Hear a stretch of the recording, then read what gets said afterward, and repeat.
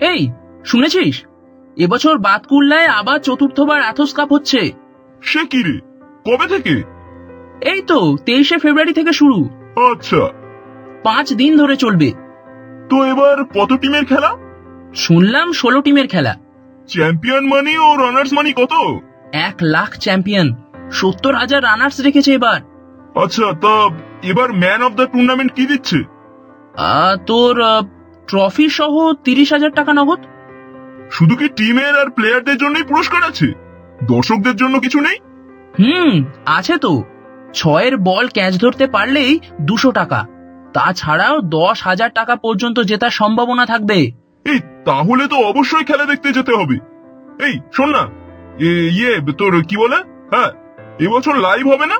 হবে তো, super digital video live চ্যানেলে। কি বলছিস? ঠিক আছে, তবে দেখা হচ্ছে মাঠে বন্ধু।